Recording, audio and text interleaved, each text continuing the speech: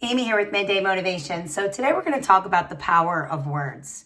Now we know that the longest relationship that we have in our lives is with ourselves. So how we speak to ourselves is crucial to our self-esteem, our mindset, our overall well-being, right? We know this, right? They can motivate us, it can demotivate us. We know all that, right? We've been talking about trying to be kinder to ourselves. What about your relationships? What about the words that you use in your relationships? The power of words.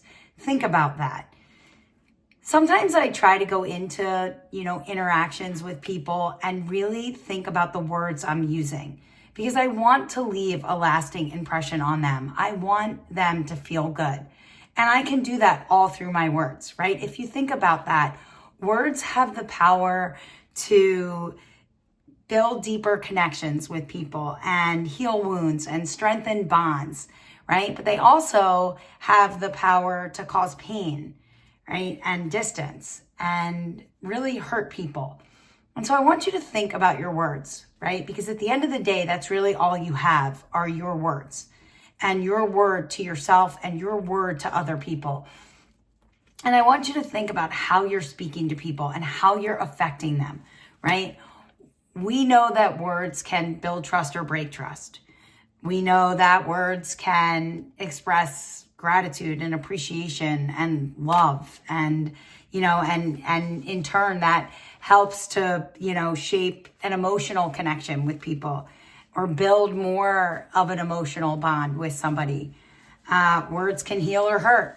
Right? We absolutely know that. And I'm hoping that you are being builders in your lives, not wreckers, right? I'm hoping that you don't wake up in the morning to destroy another human being. I'm hoping that you wake up to pump people up and build them up.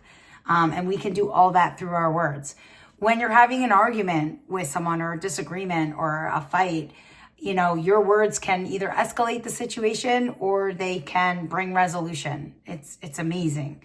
And we do know that words create a lasting memory. It's not so much the words, it's more of the emotion that is evoked from those words that are used, right? A person might not remember the exact words that you use, but they will remember how you made them feel. Negative or positive. They will absolutely remember how they felt after the interaction and after the words used. We need to be more intentional with our words, right? And so I always like to think about the conversations that I'm having and what I am saying, right? And a lot of that takes a lot of practice and awareness, right? And pressing pause, right? Because you need to think before you speak. Right. And then, am I using words that are going to build people, not wreck people? And am I being honest, but kind? Because I can do that. Right. I can have integrity and tell people how they are making me feel or how their words have hurt me in a kind way. I don't have to be so mean and bring people down. I can, I can listen before I respond, like truly listen to another person before I respond to whatever the situation is. Try to incorporate more words of love and encouragement in your daily, word count when you're speaking to people. And watch how you say things. Your body language, your facial expressions, your tone, all so important. Your words and actions have to align. Okay? Sometimes it's not what you're saying, it's how you're saying it. That could be so devastating to another human being. So you really want to watch that. The whole apology and taking responsibility for your actions is really important too. People need to hear the word sorry. It validates them, right? It shows them that you are acknowledging that you have done something wrong. But there's a second part to that. You also need to, take responsibility, and then you need to have a behavior change. If you've done something that hurts another human being, then you need to stop that behavior.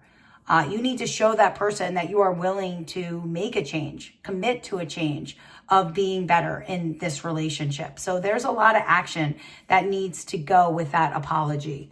And again, you need to remember to be kind to you, because it is crucial how you speak to yourself, and how you treat yourself is totally going to impact your relationships. I truly believe that. So you have to be nicer to yourself and kinder to yourself. And I think that then you will be better and kinder in your relationships and your encounters.